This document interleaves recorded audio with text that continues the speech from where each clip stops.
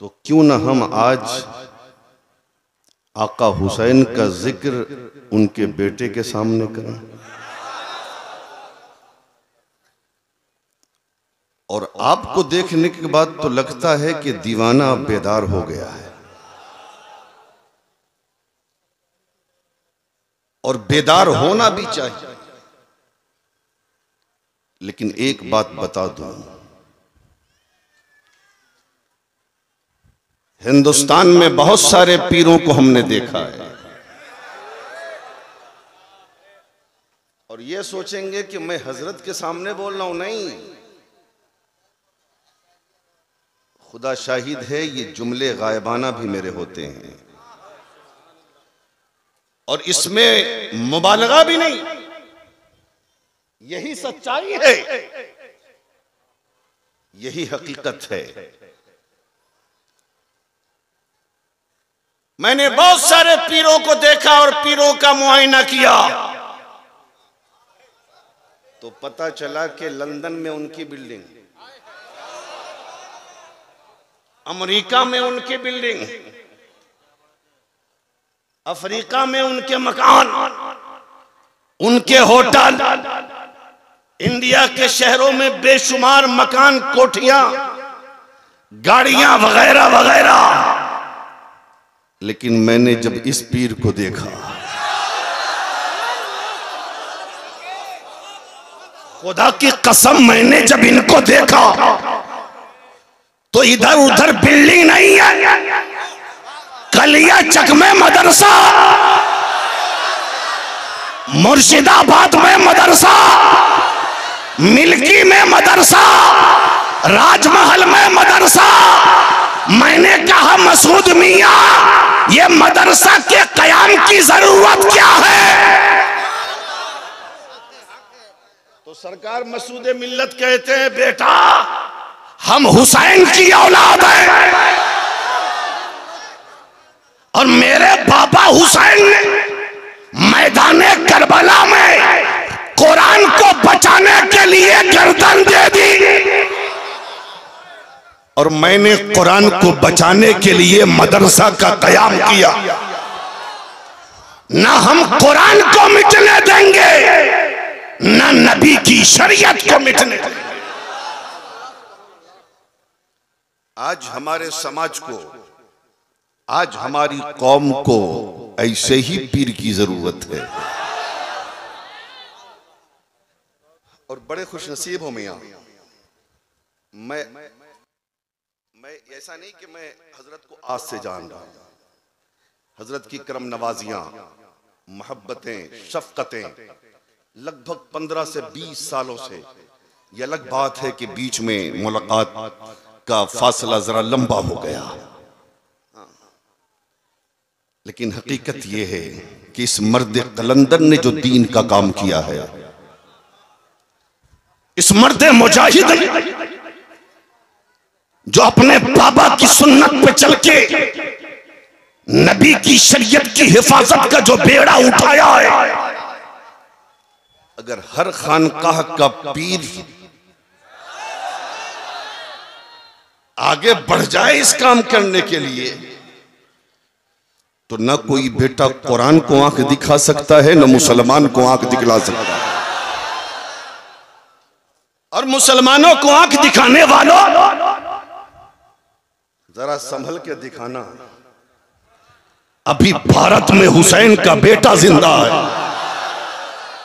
अभी हिंदुस्तान में अली की औलाद जिंदा है, और जब तक अली की औलाद हिंदुस्तान में रहेगी, न इस हिंदुस्तान से कुरान निकलेगा, न मुसलमान निकलेगा। अब ये बताओ, तकरीर सुनोगे आप? सुनोगे? जरा मोहब्बत से बोल दो या हुसैन, और प्यार से बोलो या हुसैन। इस नियत से बोलो कि मेरा आका हुसैन करबला से हमें मुलाहिजा कर रहा है। दुरूद पाक पढ़ लीजिए। अल्लाहुम्मा सल्ली अला सय्यिदना व नबियना व हबीबना मौलाना मुहम्मदिन बारिक वसल्लिम सल्लु अलैहि सलातुम व सलामुन अलैका या रसूलल्लाह, सलातुम व सलामुन अलैका या हबीबल्लाह सल्लल्लाहु तआला अलैहि वसल्लम। है मियां, साइलेंट रहो।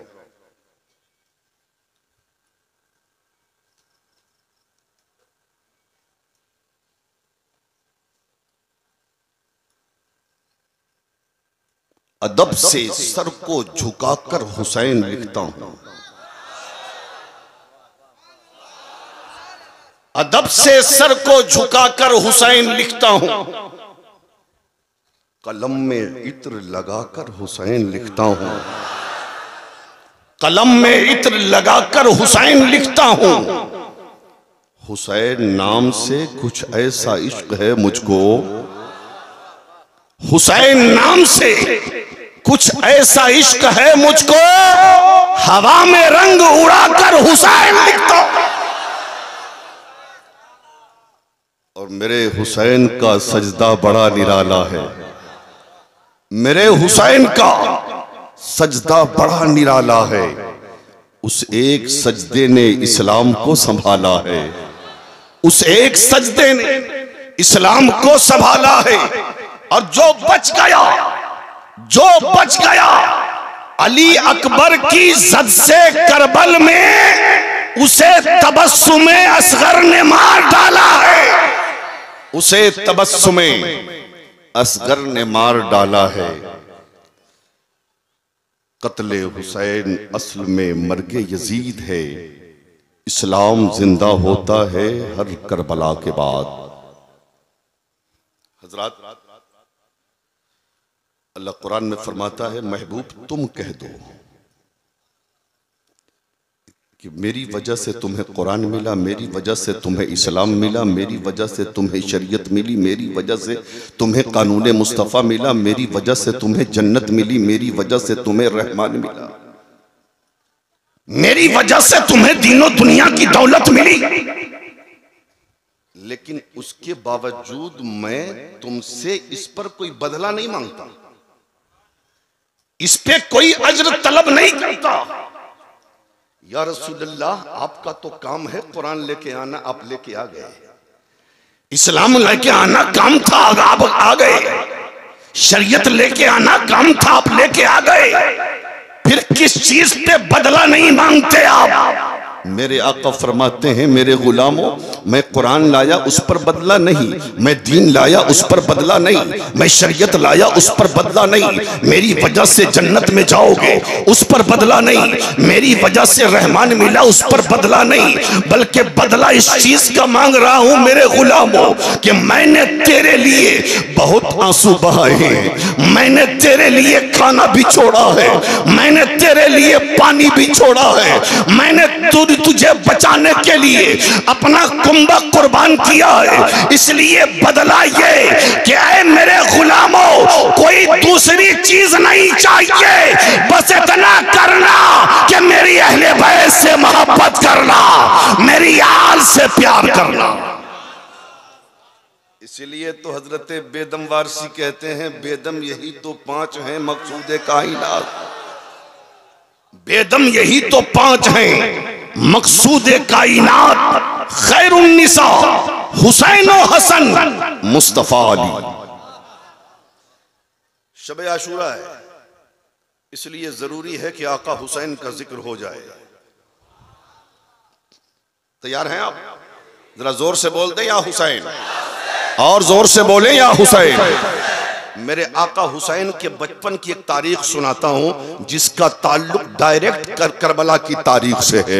अगर उसको ना सुनाया जाए तो मामला सही तरीके से समझ में नहीं आता है। जरा मोहब्बत से बोल दो या रसूल अल्लाह। 29 रमजान की तारीख मदीने में है। कितनी रमजान की तारीख है? 29 रमजान की तारीख है। पूरी दुनिया का मामला ये है, जब 29 रमजान की तारीख आती है आपस में सब मशवरे करते हैं, बातें करते हैं। आज ईद का चांद निकलना चाहिए, इसलिए कि 29 रमजान के चांद का मामला ही अलग होता है। 29 रमजान को अगर चांद निकलता है ईद की खुशियां दोबाला हो जाती हैं, ईद का मजा दोबाला हो जाता है। ईद में खुशियां बढ़ जाया करती हैं, इसलिए बूढ़ा भी चाहता है, बच्चा भी चाहता है, जवान भी चाहता है, औरतें भी चाहती हैं, और कोई चाहे ना चाहे रोजेदार तो सोचता है 29 हो गया, 30 की गिनती पूरी हो जाए। लेकिन जो रोजा नहीं रखता, जो कहता है मैं सक नहीं पाता हूँ, जो रमजान में दिन में बैठकर खा लिया करता है, वो सोचता है 29 को ही चांद निकलना चाहिए। 29 रमजान की तारीख मदीने में है, सब लोग आपस में खुशियां मना रहे हैं। आज अगर चांद निकल आया तो कल ईद उल फित्र की नमाज पढ़ी जाएगी। आज अगर चांद निकल आया तो कल दो गाना अदा किया जाएगा। आज चांद अगर निकल आया तो कल ईदगाह जाया जाएगा। उतने में दुनिया ने देखा कि सूरज इधर डूबता है, इधर मदीने के आसमान पर ईद का चांद निकल आया, ईद का चांद निकल आया। हर तरफ खुशियों के शादियाने बजने लगे।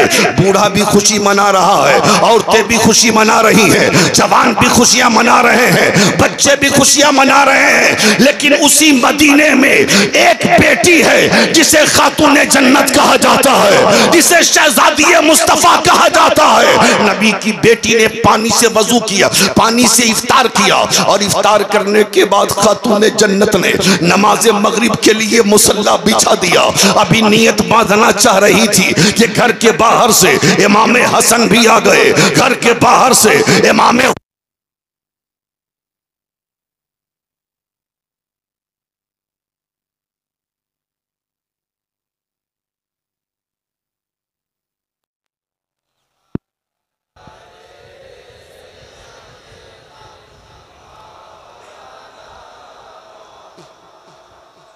अल्लाह अल्लाह। घर से बाहर से, घर के बाहर से हसनैन करीमैन आ गए, मुसल्ले फातिमतुज़ ज़हरा पे आगे बैठ गए।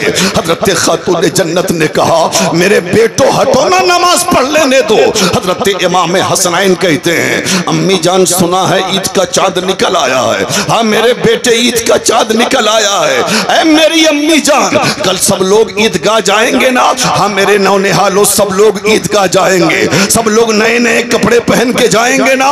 हाँ सब लोग नए नए कपड़े पहन के जाएंगे। अम्मी जान ये भी तो बता दें हम कौन सा कपड़ा पहन के जाएंगे, हम कौन सा जोड़ा पहन के जाएंगे। नबी की बेटी ने थोड़ी देर तक सर को नीचे रख के सोचा और सोच के कहा मेरे बेटो तुम दोनों उसी कपड़े को पहन के जाओगे जिस कपड़े को तुमने अभी पहन रखा है। हजरत इमाम हसनैन कदमों से मचल जाते हैं और कदमों से लिपट के कहते हैं अम्मी जान नहीं नहीं मुझे भी नया जोड़ा चाहिए, मुझे भी नया कपड़ा चाहिए, मुझे भी नया लिबास चाहिए। ऐ कलिया चक्के हुसैनी मुसलमानों जरा ये तो बताओ, और ये तो बताओ आज हमारा मामला ये है हमारे समाज में अमीर भी है, हमारे समाज में मुतवस्सित तबके के लोग भी हैं, हमारे समाज में गरीब भी है। अमीर तो अपने बच्चों के लिए कपड़े का इंतजाम कर लेता है, लेकिन गरीबों का हाल ये है कि गरीबों के पास पैसे नहीं रहते, उसके बावजूद भी कर्जा लेकर किसी से उधार लेकर वो छोटे बच्चों के लिए कपड़े का इंतजाम करता है। इसलिए वो जानता है अगर ईद के दिन मेरा बेटा पुराना कपड़ा पहन के दोस्तों में चला गया और किसी दोस्त ने कह दिया तेरा बाप कितना बड़ा फटीचर था कि साल में एक मर्तबा ईद का जोड़ा ना दिला सका, तो बताइए मेरे बेटे का दिल टूट जाएगा। अल्लाह अल्लाह आज हमारे बच्चों के लिए कपड़े हैं, आपके बच्चों के लिए कपड़े हैं, लेकिन आज मदीने में हुसैन के लिए कपड़ा नहीं है, मदीने में हसन के लिए कपड़ा नहीं है, आज मदीने में मुस्तफा के नवासे के लिए जोड़ा नहीं है, अली के राज दुलारे के लिए जोड़ा नहीं है।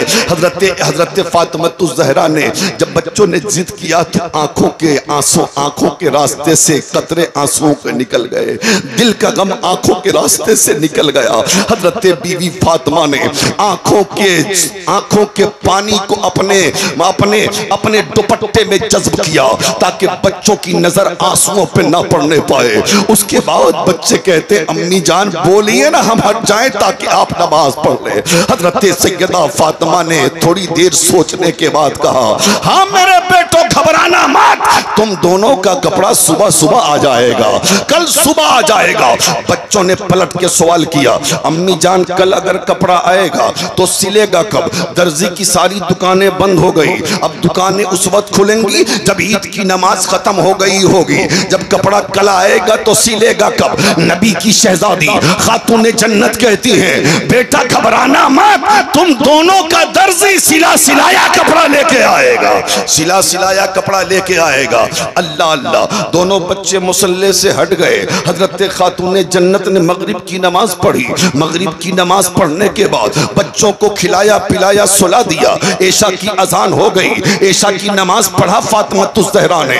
उसके बाद जब रात का आधा हिस्सा गुजर जाता है, पूरा मदीना नींद की आगोश में है। बूढ़े भी सो रहे हैं, बच्चे भी सो रहे हैं, जवान भी सो रहे हैं, औरतें भी सो रही हैं, बच्चियां भी सो रही हैं। लेकिन उसी मदीने में एक शहजादी है मुस्तफा की जो जाग रही है। आलम तसौरात में मैंने पूछा, ऐ नबी की बेटी फातिमातुज़ ज़हरा, ये तो बता दीजिए, आपने बच्चों से कपड़े का इंतजाम का वादा कर लिया है, पूरा मदीना सो गया, सारी दुकानें बंद हो गई, सारे बाजार बंद हो गए, सारी मार्केट बंद हो गई, ये तो बताएं हुसैन के लिए कपड़े का इंतजाम कहां से करेंगी? हसन के लिए कपड़े का इंतजाम कहां से करेंगी? कलिया चक्के हुसैनी मुसलमानों जरा तवज्जो से सुनना। हजरत खातून जन्नत ने मुसल्ला बिछा दिया और मुसल्ला बिछाने के बाद कहती है, ऐ मेरे बाबा के गुलामों, मैंने मान लिया मदीने के बाजार बंद हो गए, मैंने मान लिया मदीने की दुकानें बंद हो गई, मैंने मान लिया मदीने के मार्केट बंद हो गए, लेकिन सुन लो, जहां पर सारे दरवाजे बंद होते हैं वहीं पर मौला का दरवाजा खुल जाया करता है, रब का दरबार खुल जाया करता है। जो किसी दरबार से पूरा नहीं होता वो परवरदिगार के दरबार से पूरा होता। अल्लाह अल्लाह।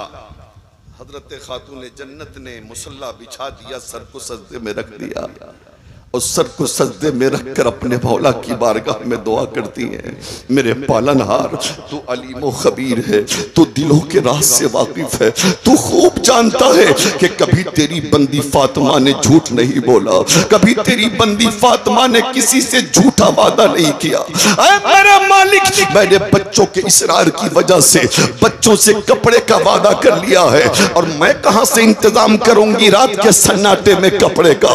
अगर सुबह हसनैन को कपड़ा ना मिल सका तो मेरे मालिक, मैं हमेशा के लिए हसनैन के सामने झूठी हो जाऊंगी। मेरे परवरदिगार, मेरे पालनहार, मेरे बच्चों के लिए कपड़े का इंतजाम कर दे, मेरे हसनैन के लिए जोड़े का इंतजाम कर दे।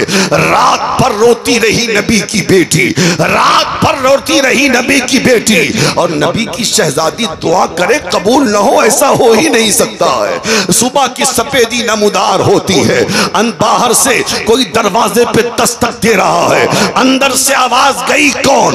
बाहर से आने वाले ने कहा, हसनैन का दर्जी हूं, कपड़ा लेकर आया। जरा जोर से बोल दें। और अपने इस अमल से खातून जन्नत ने कयामत तक आने वाली इस्लाम की शहजादियों को सबक दिया। आज हमारे आपके समाज में, मुआशरे में होता क्या है? किसी लड़की की शादी हो गई ना, वो ससुराल आ गई, नया नया मामला रहता है, शौहर की कमाई बहुत अच्छी है, कपड़े पे कपड़ा, लिबास पे लिबास, जोड़े पे जोड़ा, जेवर पे जेवर, हाँ ये सब शौहर देता जा रहा है। ईद में एक नहीं न जाने कितने जोड़े देता है, तो बड़े अच्छे मजे की जिंदगी गुजर जाती है। लेकिन जब कभी ऐसा होता है कि कारोबारी हालात खराब हो जाएं, दुकानदारी ना चले, बिजनेस ना चले, कारोबार ना चले, और अगर किसी साल शौहर ने कह दिया बेगम तुम्हारी अलमारियों में तो बेशुमार जोड़े नए रखे हुए हैं, उसी में से कोई एक जोड़ा सिला लो ईद के लिए, नया जोड़ा इस साल नहीं आ पाएगा, फिर उसका देखिए गुस्सा, हर तरफ शौहर के खिलाफ जबान खोलेगी, अपने भाई के सामने, अपनी माँ के सामने, अपने बाप के सामने, अपनी सहेलियों के सामने। अगर कोई कह दे कि मियाँ ये तो बताओ गुड्डू के अब्बू का क्या हाल है, तो आज औरतें इस कदर नाशुक्री की हद को पार कर जाती हैं कि वो कहने लगती है अरे वो फटीचर है, वो निकम्मा है, वो काम ही नहीं करता है, वो क्या करेगा। अल्लाह अल्लाह। हजरत खातून जन्नत ने आने वाली औरतों को पैगाम दिया, इस्लाम की शहजादी ऐसा दियो जब दिन में कभी मुसीबत का पहाड़ टूटे, जब जिंदगी में कोई परेशानी आवे, जब तमन्नाएं पूरी ना हो, तो वैसे ही रात के सन्नाटे में तुम भी मुसल्ला घर में बिछा देना जैसे फातिमा ने मदीने में मुसल्ला बिछाया है। और किसी से मत कहना जैसे मैंने अपने रब से कहा है, तुम भी अपने रब से कहकर मांग लेना, रब पूरा फरमा दे। अब तो बोल दो या रसूल अल्लाह। हुसैन का तज़किरा और खामोशी। अरे यार, करबला वाले का जिक्र, वो भी 10वीं मुहर्रम की शब, और खामोशी। अरे मियां जागो जागो हुसैनियों जागो, और जागना पड़ेगा। जरा मोहब्बत से बोल दे या हुसैन। दरवाजे पे दस्तक हुई, अंदर से आवाज गई, कौन? बाहर से आने वाले ने कहा, हसनैन का दर्जी हूं, कपड़ा लेकर आया हूं। अल्लाह अल्लाह अल्लाह। हजरत खातून जन्नत ने दरवाजा खोला, उस तश्त को लिया जिसमें कपड़ा था, हटा, पर्दा हटाया तो देखा 2 जोड़े हैं, एक जोड़े का रंग हरा है, एक जोड़े का रंग लाल है। हसनैन बेदार हुए। हजरत इमाम हसन ने हरा पसंद किया, इमाम हुसैन ने लाल पसंद किया। खातून जन्नत ने सजदा शुक्र अदा करके कहा, मौला तूने मेरे उठे हुए हाथों की लाज रख ली है, तूने मेरे नौनिहालों के लिए कपड़े का इंतजाम कर दिया। अब हसनैन भी खुश हैं, खातून जन्नत भी खुश हैं। हजरत फातिमा ज़हरा ने हजरत हसनैन को नहलाया धुलाया, आंखों में सुरमा लगाया, बाल में कंघा किया, इत्र में मुअत्तर किया। अब नए कपड़े मुस्तफा जाने रहमत के नवासों को फातून जन्नत पहना ही रही थी। इतने में दुनिया ने देखा कि शबे असरा के दूल्हा तशरीफ ला रहे हैं, हम सब के आका तशरीफ ला रहे हैं। दूर से नवासों को नए जोड़े में देखा। मुस्तफा फरमाते हैं, ऐ बेटी फातिमा, ये नया जोड़ा कहां से आ गया, ये नया कपड़ा कहां से आ गया? हजरत खातून जन्नत कहती है, ऐ बाबा जान, अल्लाह अल्लाह का रसूल बेहतर जानता है। अब यहां पर रुक के एक बात समझ लें, खातून जन्नत का अकीदा भी समझें। जब हजरत फातिमा ज़हरा से बच्चों ने कपड़े का सवाल किया तो नबी मौजूद नहीं थे। जब रात में मुसल्ला बिछाया खातून जन्नत ने, मुस्तफा मौजूद नहीं थे। जब कपड़ा लेके आया लाने वाला, नबी मौजूद नहीं थे। लेकिन फातिमा कहती हैं, बाबा जान, अल्लाह अल्लाह का रसूल बेहतर जानता है। गोया के फातिमा ज़हरा का यही अकीदा है कि मेरे बाबा अगरचे मौजूद नहीं थे, लेकिन जो नबी होता है उसके सामने से कोई चीज छुपी नहीं होती है। मेरे बाबा नहीं थे लेकिन फिर भी सब जान रहे हैं, फिर भी सब जान रहे हैं। और नबी ने भी ये नहीं फरमाया कि बेटी कैसी बात करती हो, मैं तो था ही नहीं, मुझे क्या पता। बल्कि मेरे आका फरमाते हैं, हाँ बेटी फातिमा, हाँ बेटी फातिमा सुनो, जब रात के सन्नाटे में तुमने कपड़े का वादा कर लिया और बच्चों के लिए कपड़े के इंतजाम के लिए तुमने रात में मुसल्ला बिछा दिया और रात भर रोती रही, तो रब ने जिब्राइल से कहा, ऐ जिब्राइल, सिदरा पर बैठने का वक्त नहीं है, जन्नत से 2 जोड़े ले लो और हसनैन के जागने से पहले फातिमा के घर पहुंचा दो, ताकि जब हसनैन बेदार हो तो उनको कपड़ा मिल सके।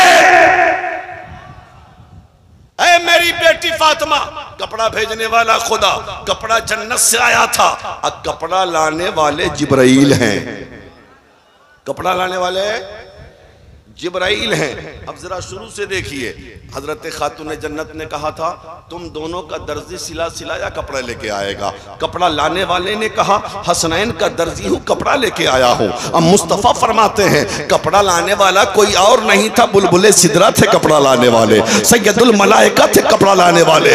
पता चला हुसैन उस साथे गिरामी का नाम है जिसका दर्जी बनकर, जिनके खादिम बनकर बुलबुले सिदरा सैयदुल मलाइका जिब्राइल अमी आ रहे हैं, जिब्राइल अमी आ रहे हैं। अरे जिनके खादिम बनकर जिब्राइल आवे, उस हुसैन का मकाम कितना ऊंचा।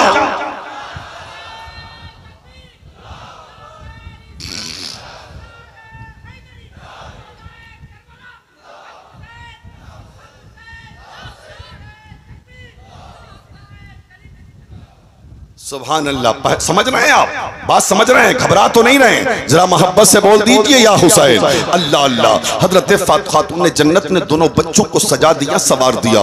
उसके बाद हजरत खातून जन्नत ने हजरत इमाम हसन के हाथ में नाना की दाहिनी उंगली पकड़वा दी, इमाम हुसैन के हाथ में नाना की बाएं उंगली पकड़वा दी। उसके बाद दोनों शहजादे अपने नाना के साथ ईदगाह जा रहे हैं, अपने नाना के साथ ईदगाह जा रहे हैं। तवज्जो जरा इधर कर लीजिए, यहीं से करबला शुरू हो रहा है, यहीं से करबला, यहीं से तारीख यू टर्न ले रही है। अल्लाह के रसूल के साथ दोनों नवासे चले हैं। थोड़ी दूर आगे बढ़े, हजरत इमाम हसनैन कहते हैं नाना जान कपड़ा चाहिए था, मिल गया, लेकिन देख रहा हूं कि सारे लोग अपनी अपनी सवारियों पे सवार होके जा रहे हैं। नाना जान हमें भी सवारी दे दीजिए ना। अल्लाह अल्लाह। अच्छा ये बताओ, अगर मुस्तफा फरमा देते ऐ अबू बकर मेरे हसनैन के लिए सवारी लाओ, एक नहीं सैकड़ों सवारियां आ गई होती। अगर मुस्तफा फरमा देते ऐ उमर मेरे हसनैन के लिए सवारी लाओ, एक नहीं सैकड़ों सवारियां आ गई होती।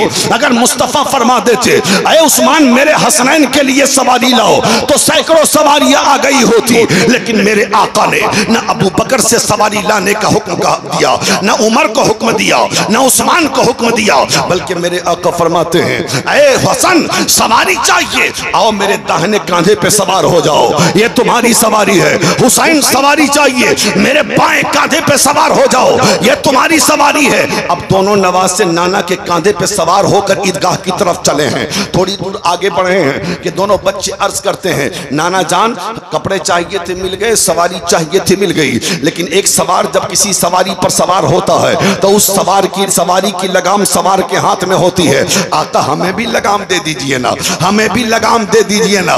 मेरे आका फरमाते हैं हसन लगाम चाहिए, मेरे दाहिने तरफ के जुल्फ को पकड़ लो, ये तुम्हारा लगाम है। हुसैन लगाम चाहिए, मेरे बाएं तरफ के जुल्फ को पकड़ लो, ये तुम्हारा लगाम है।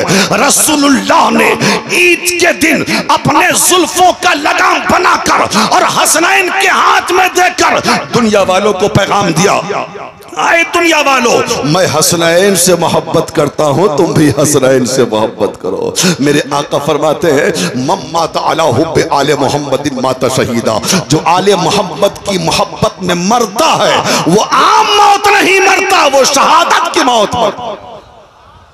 आका फरमाते हैं मम्मात अला हुब्बे आले मोहम्मदिन माता मोमिना, जो आले नबी की मोहब्बत में मरता है इस हाल में मरता है कि वो मोमिन बन के मरता है।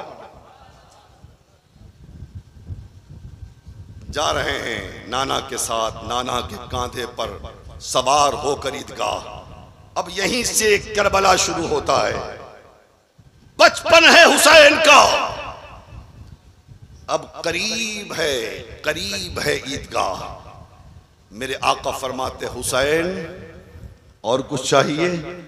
नहीं नाना, कपड़े चाहिए थे मिल गए, सवारी चाहिए थी मिल गई, और लगाम चाहिए थे मिल गया, अब कुछ नहीं चाहिए। मेरे आका फरमाते हुसैन अब मुझे चाहिए तुमसे कुछ, जरा बोलिए ना, अब मुझे चाहिए। नाना मुझसे सब कुछ तो दिया हुआ आपका है, क्या है मेरे पास? हुसैन वही जो है वही तो मांगूंगा। आका मांग लीजिए ना, क्या मांग रहे हैं, क्या हुसैन देगा? ऐ हुसैन दोगे ना, वादा करो। नाना दूंगा। कहा क्या? कहा बताइए ना क्या दे, क्या लीजिएगा? कहा एक वादा तुम्हें करना पड़ेगा जिसको निभाना भी पड़ेगा। हुसैन कहते हैं नाना वादा? कैसा वादा? कहा सुन लो हुसैन, इस वादा को पूरा करने में अपना वतन भी छोड़ना पड़ सकता है, छोड़ोगे? नाना छोड़ दूंगा। इस वादा को पूरा करने के लिए भूखा भी रहना पड़ सकता है, रहोगे? नाना रह जाऊंगा। प्यासा रहना पड़ेगा, रहोगे? नाना रह जाऊंगा। इस वादा को पूरा करने के लिए 18 साल का भी लाल देना पड़ सकता है, दोगे? नाना दूंगा। 45 साल का भाई भी देना पड़ेगा, दोगे? नाना दूंगा। 22 साल का भतीजा देना पड़ेगा, दोगे? नाना दूंगा। 6 माह का लाल देना होगा, दोगे? नाना दूंगा। आखिर में अपनी जान देनी पड़ेगी, दोगे? नाना दूंगा। तब मेरे रसूल फरमाते हैं हुसैन जल्दबाजी में फैसला मत करना, सोच लो। हुसैन कहते हैं सोच लिया। रसूल कहते हैं समझ लो। हुसैन कहते हैं समझ लिया। तब मेरे रसूल फरमाते फरमाते हैं, हुसैन सुनना, आज मैंने तुझे अपने कांधे पे उठाकर और बैठाकर मैंने तुझे ईदगाह पहुंचाया है। वादा करो कि कल मैदान करबला में जब यजीदियत पनपती होगी और मेरी उम्मत की कश्ती बीच मझधार में डूबने वाली होगी हुसैन, तो वादा करो मैदान करबला में मेरी उम्मत की कश्ती को अपने कांधे पे उठाकर किनारे से लगाओगे, किनारे से लगाओगे, मेरे दीन को बचाओगे, मेरे कुरान को बचाओगे। हजरत इमाम हुसैन अर्ज करते हैं, नाना जान बस ये छोटा सा वादा, बस ये छोटा सा वादा, बस ये वादा। नाना जान हुसैन यजीदियों से नहीं डरता। नाना जान हुसैन ने दूध पिया है खातून जन्नत का, हुसैन की रगों में हैदर का खून है। नाना जान हुसैन के लोटों को चूसा है आपने। हुसैन वादा करता है कि जब तक हुसैन की रगों में एक एक कतरा लहू बाकी है, करबला में किसी यजीदी को पनपने नहीं दिया जाएगा, बल्कि हुसैन अपने जिस्म का एक एक कतरा लहू देकर इस्लाम को भी बचाएगा, कुरान को भी बचाएगा, इस्लाम को भी बचाएगा और कुरान को भी बचाएगा। बचपन में इमाम ने वादा किया था, आज हमारा हाल क्या है? अभी वादा कर लिया कल भूल गया, कल वादा कर लिया परसों भूल गया, अभी वादा किया 2 घंटे के बाद भूल गए। लेकिन इमाम बचपन में वादा कर रहे हैं और पूरा कब कर रहे हैं पता है? वक्त शहादत इमाम की उम्र कितनी थी? 56 साल 6 महीना 4 दिन। कितने? 56 साल 6 महीना 4 दिन की उम्र थी इमाम पाक की वक्त शहादत। मोटा मोटी मान लो 56.5 साल। बचपन में वादा किया था, पूरा कर रहे हैं। हुसैन,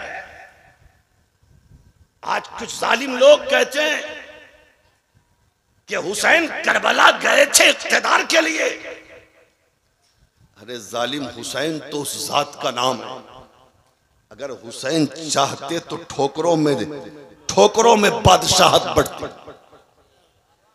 शहनशाहियत हुसैन के ठोकरों, हुसैन इख्तिदार के लिए करबला जाते तो 7 साल की सकीना को न ले जाते, 14 साल के अब्बास ज़ैनुल आबिदीन को न ले जाते, 6 माह का असगर साथ ना होता, औरतें ना होती, बहन ना होती, बूढ़े ना होते, बीमार ना होते। हुसैन तो अपना वादा निभाने गए थे। और पानी जो बंद हुआ, लोग कहते हैं हुसैन करबला में मजबूर थे। जालिम, मेरा हुसैन न कल मजबूर था न आज मजबूर है। मेरा हुसैन कल भी मुख्तार था, आज भी मुख्तार है। ये अलग बात है करबला में हुसैन मजलूम थे। अगर ठोकर मार देते तो वैसे ही जमजम निकलता करबला की रेतों से, जैसे इस्माइल की ठोकर ने जमजम निकाला था। और सुनो एक बात, याद आ गई तो सुन लो। हजरत इमाम अली असगर, नाम सुना है? नाम सुना है? सीने में दिल है? तो सुन लो। इमाम अली असगर, तारीखों में आता है वक्त शहादत 6 महीने की उम्र पाक थी। लेकिन किसी किताब में यह नहीं है कि हजरत अली असगर को जमीन पे किसी ने लिटाया है। कभी शहरबानों के हाथ में, कभी उम्मे रुबाब की गोद में, कभी हजरत ज़ैनब की गोद में, कभी कासिम की गोद में, कभी अली अकबर की गोद में, कभी सकीना की गोद में, कभी ज़ैनब की गोद में और कभी हुसैन की गोद में अली असगर, कभी हुसैन की गोद में अली असगर। आसान था ना? खेमे में कपड़ा या कोई चिटाई बिछाकर असगर को लिटाया जा सकता था करबला में, लेकिन लिटाया क्यों नहीं गया? पता है, यह खतरा था कि अगर असगर को जमीन पे लिटाया जाता तो कहीं ऐसा ना हो कि असगर अगर एड़ी रगड़ दे तो कहीं दूसरा जमजम न जमीन से निकल आए, कहीं दूसरा जमजम न जमीन से निकल आए। इसलिए गोदियों पे टहलते रहे असगर, हाथों पे चलते रहे असगर। तो लोग कहते हैं पानी बंद हुआ, हुसैन चाहते तो पानी। सुनो, जब हुसैन को चैलेंज किया जालिमों ने, तो अजमेर से हुसैन के बेटे ने आवाज दिया, जरा जोर से और लहक के बोलो।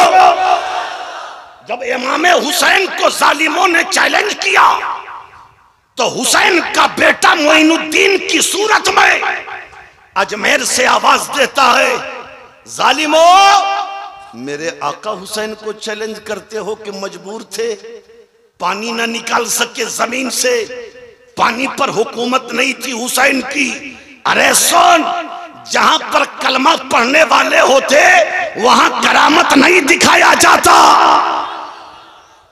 अगर हुसैन की हुकूमत देखनी है तो अजमेर में हुसैन के लाल की हुकूमत देख। पृथ्वीराज ने पानी बंद कर दिया, बंद करो पानी, नहीं मिलेगा गरीब नवाज के चाहने वालों को एक कतरा पानी। तो गरीब नवाज ने कहा, बेटा ये करबला नहीं है कि छोड़ देंगे, जरा जोर से बोलो, कहा ये करबला नहीं है कि छोड़ देंगे। ये हिंदुस्तान है, ये हिंदुस्तान है, प्यासे रहने वाले नहीं है। कहा अपने मुरीद से ले ले कटोरा। आज भी वो कटोरा अजमेर में, कितना बड़ा कटोरा है पता है? कभी देखा आप लोगों ने? नहीं देखा? मैं बता दूं, उसमें 7.5 लीटर पानी अटता है। कितना? गरीब नवाज के उस कासे में, जिस कासे को लेकर हजरत गरीब नवाज ने अना सागर को समेटने के लिए भेजा था, उस कासे में 7.5 लीटर पानी अटता है। और आज भी अजमेर में। पृथ्वीराज चौहान से कहा, जालिम, ये करबला नहीं है, बंद करता है बंद कर, पहरे लगाता है लगा, ले ले कटोरा मेरे लाल और चला जा अना सागर के पास और कहना, चल तुझे गरीब नवाज ने बुलाया है। जमाने ने देख लिया, जिस हुसैन को मजबूर कहा था करबला में जालिमों ने, उस हुसैन का बेटा अजमेर में पूरे अना सागर को एक कटोरे में समा रहा है और समा के बता रहा है, अरे जब अजमेर में हुसैन का बेटा मोइनुद्दीन इतना बाइख्तियार है तो करबला में हुसैन भी बाइख्तियार था। लेकिन वहां तो मुकद्दर था कि प्यासा रहना है, भूखा रहना है। और वो शहीद करने वाले कौन थे? कलमा पढ़ने वाले थे, नमाज पढ़ने वाले थे, कुरान पढ़ने वाले थे। वो जानते थे ये हुसैन इब्ने अली हैं, वो जानते थे ये मुस्तफा का नवासा है, वो जानते थे ये फातिमा का बेटा है, वो जानते थे ये जन्नती जवानों का सरदार है, वो जानते थे कि ये जन्नती जवानों का सरदार है, वो जानते थे कि ये वो हुसैन है जिनके लिए रसूल ने खुतबा को छोड़ दिया, ये वो हुसैन है जिनके लिए मुस्तफा ने सजदा लंबा कर दिया, ये वो हुसैन है जिनके होठों को चूसा है मुस्तफा ने। वो जानते थे ये वही हुसैन है जिनके लिए फरिश्ते ने जन्नत से जोड़ा लाया, ये वही हुसैन है। लेकिन इख्तिदार की हवस थी, इख्तिदार की लालच थी, उसे अंधा बना दिया था, इसलिए लड़ने चले आए मैदान करबला में। आज लोग कहते हैं यजीद जीत गया, मैं कहता हूं करबला में जो जीत गया, जो बच गया वही हार गया, जो कट गया वही जीत गया। अच्छा एक बात और बता दूं जो आप समझेंगे। सानहे करबला के बाद हजरत मौजूद हैं, सानहे करबला के बाद। अच्छा आपके मोहल्ले में कोई यजीद नाम का है? आपके शहर में, पूरे हिंदुस्तान में, पूरे मुल्क में? मैं तो कहता हूं कि यजीद को सच्चा मानने वाले भी यजीद अपने बेटे का नाम किसी का यजीद नहीं रखा। अगर खुदा न खास्ता किसी ने धोखे से अपने बेटे का नाम यजीद रख दिया तो साल भर तो बच जाएगा किसी तरीके से, लेकिन 10 मुहर्रम को तो किसी हाल में बचने वाला नहीं है। लोग कहेंगे पहले मोहल्ले के यजीद का खात्मा करो तब करबला चलेंगे। खोली का नाम सुना है?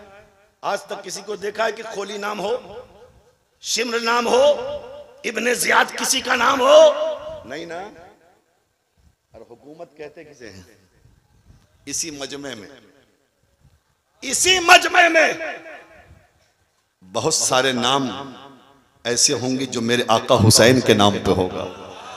किसी का नाम असगर होगा, किसी का नाम अकबर होगा, किसी का नाम औन होगा, किसी का नाम मोहम्मद होगा, किसी का नाम अब्बास होगा। अरे यजीद मिट गया, यजीदियत फना हो गई, हुसैन जिंदा थे, जिंदा है, कयामत तक हुसैन जिंदा रहे। समझ रहे हैं? तो सरकार मसूद मिल्लत ने अपने बाबा हुसैन के मिशन को जिंदा रखा है। इमाम ने गर्दन क्यों दी? कुरान बचा रहे, इस्लाम बचा रहे, शरीयत बची रहे, नबी का दीन बचा रहे। इतने दीवाने हैं मियाँ, अगर मसूद मिल्लत चाहते ना, हाँ, तो हर शहर में बिल्डिंगें होती, हर शहर में कारोबार होता, हर शहर में होटल होते, हर शहर में काम करने के लिए पैसे कमाने का जरिया होता कि नहीं।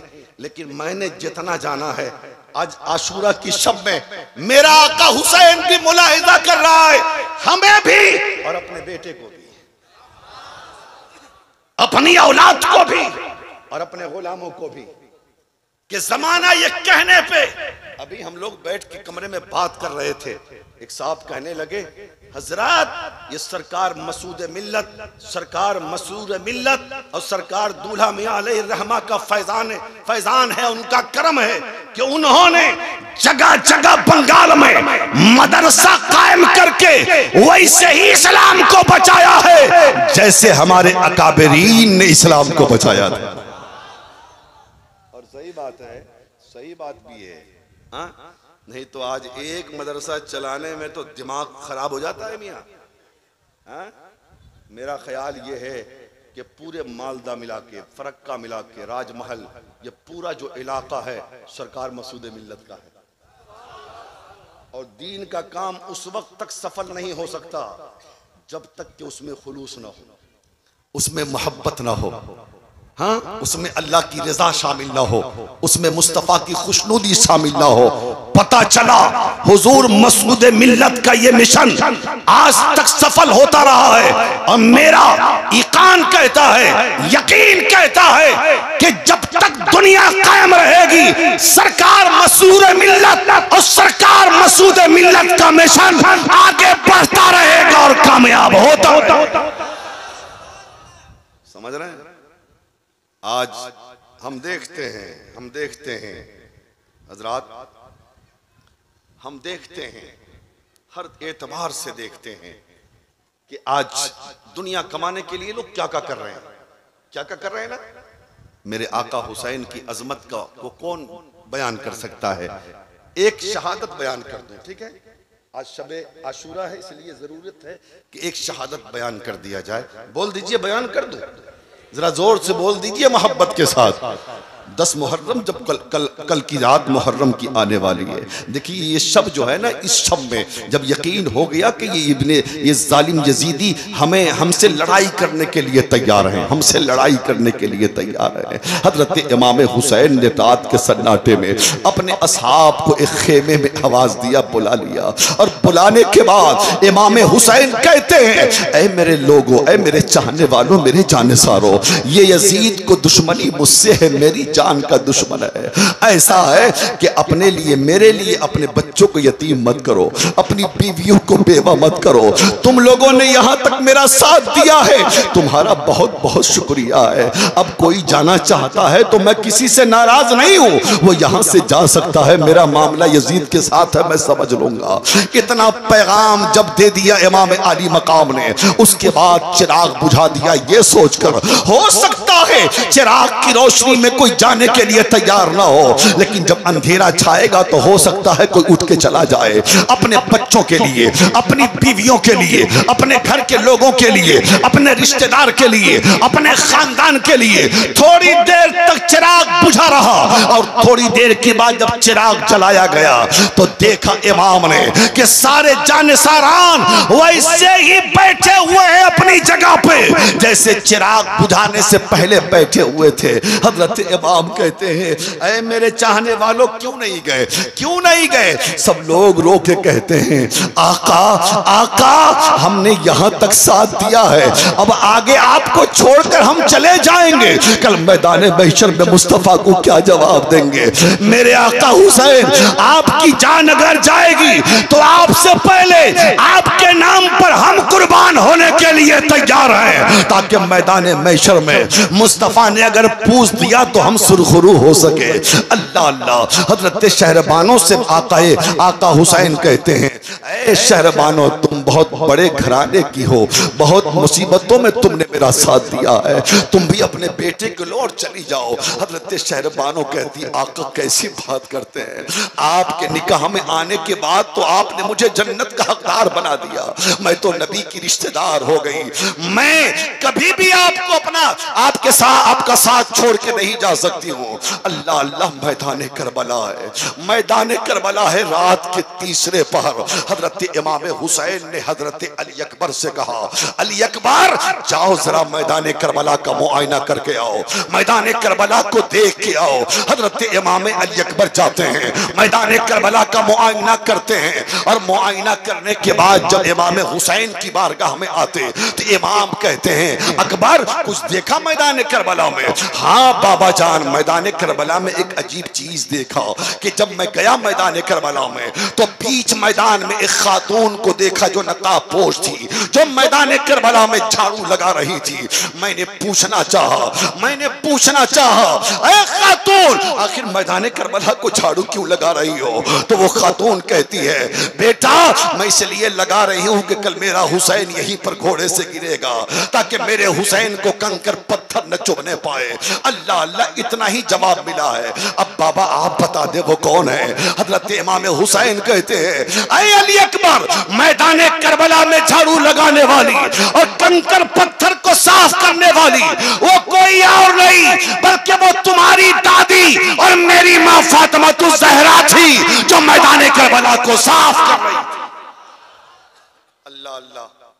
कहां कहां तलाश करोगे हुसैन की अजमत को? इतना आसान है करबला सुनना और करबला सुनाना। मैं कहता हूं अपने आप को बदलना है, अपनी नस्लों को बदलना है। अपने बच्चों को करबला सुनाया करो, अपने बच्चों को करबला सिखाया करो, अपने बच्चों को करबला सिखाया करो। जब करबला सिखाओगे ना, उसे पता चलेगा कि इस्लाम की इतनी अच्छी सूरत, इस्लाम का इतना अच्छा चेहरा, कुरान का इतना पवित्र और पाक चेहरा ऐसे ही हम तक नहीं पहुंचा है, बल्कि जब अली असगर का खून इस्लाम की जड़ों में आया है तब इस्लाम बचा है, जब अब्बास का खून आया है तब इस्लाम बचा है, जब कासिम का लहू आया है तब इस्लाम बचा है, जब हैदर करार के लाल का लहू आया है तब इस्लाम बचा है। और आज हमें गर्दन कटाने की जरूरत नहीं है, आज हमें अपनी कुर्बानियां देने की जरूरत नहीं है, आज किरदार हुसैनी अपनाने की जरूरत है। बस 2 जुमले में मेरी तकरीर खत्म हो रही है, 2 जुमला। आज तक नबी होने का दावा बहुत सारे लोगों ने किया, आप तारीख उठाएं, उलमा से पूछें, लेकिन आज तक किसी ने हुसैन होने का दावा नहीं किया। सुन रहे हैं?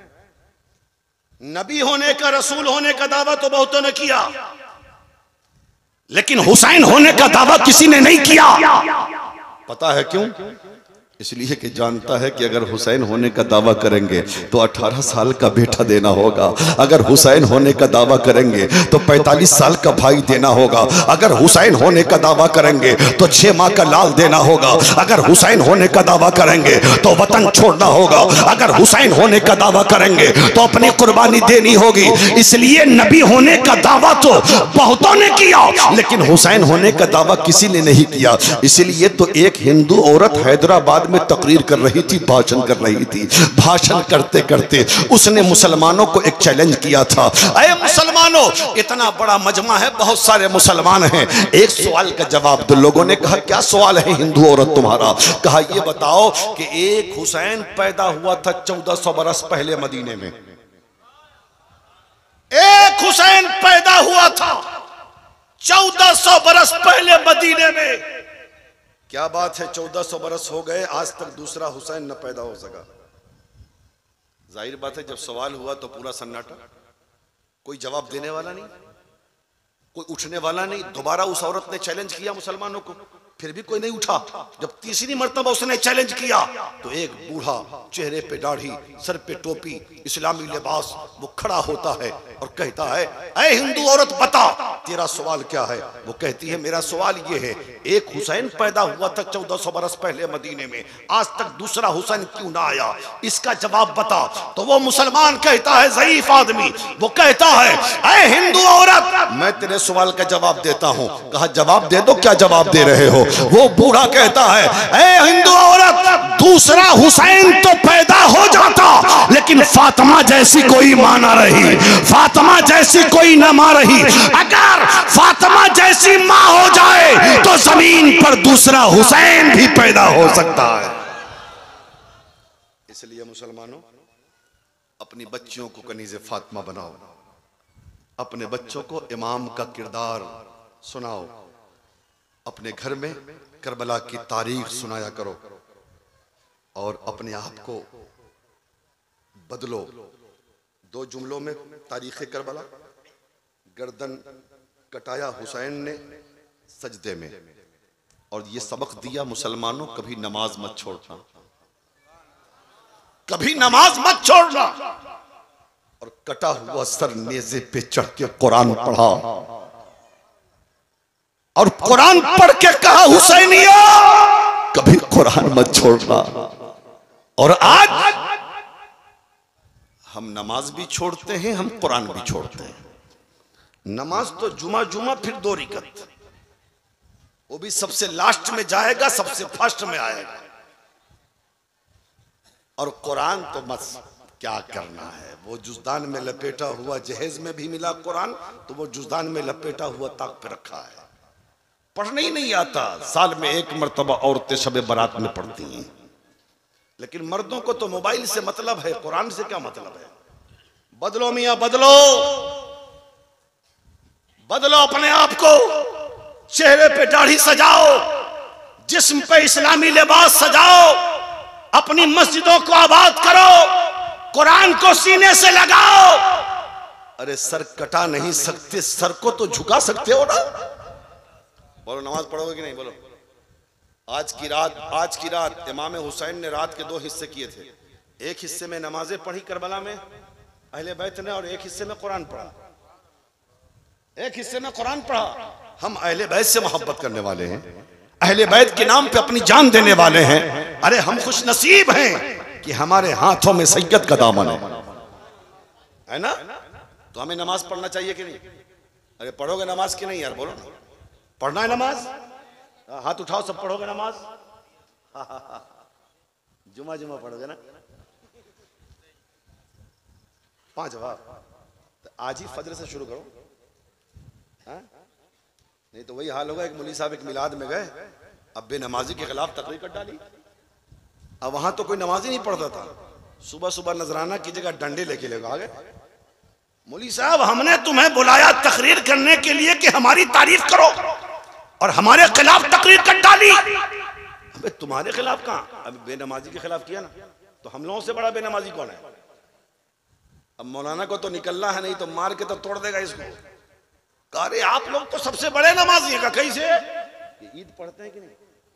कहा हाँ, ईद तो बहुत पहले से ईदगाह में जाके बैठे रहते हैं। कहा बताइए, साल में 1 मरतबा ईद की नमाज पढ़ते हैं, इतनी बड़ी नमाज, नया कपड़ा पहन के, इतना खर्च करके, तो आपसे बड़ा कौन नमाजी होगा? कहा ठीक बोल रहे हैं। खूब नजराना दिया और मौलाना को रुखसत कर दिया। समझ रहे हैं ना? तो लोग नमाज का वादा तो कर लेते हैं लेकिन नमाज पढ़ते नहीं। कसम खुदा की नमाज पढ़ो, अपने रूठे हुए मौला को मना लो, अपने मुस्तफ़ा को मना लो।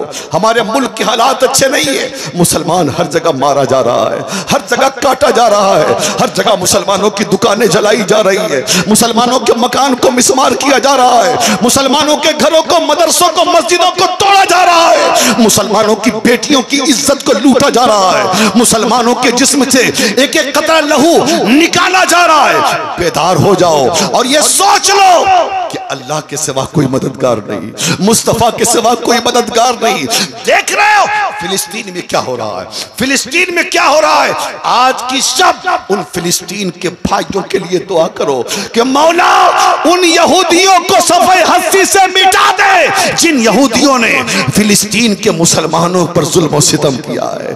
क्या जरूरत थी उनको इतना कुछ अपने आप को खत्म करवाने की। लेकिन देखो फिलिस्तीन का मुसलमान, दुकानें लुट गई लेकिन सजदा शुक्र अदा कर रहा है, मकान टूट गए लेकिन सजदा शुक्र अदा कर रहा है और कहता है जब तक हमारी रगों में खून है हम सजदा शब्बीरी और सुन्नत शब्बीरी हमेशा अदा करते रहेंगे।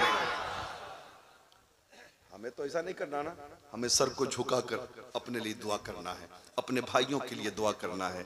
इसलिए मेरे भाई, हाँ ये चंद जुमले थे आज की शब में। हम दुआ करते हैं मेरा भाई कहाँ भी कहीं भी परेशान हाल है, अल्लाह मेरे भाइयों की मदद फरमाए।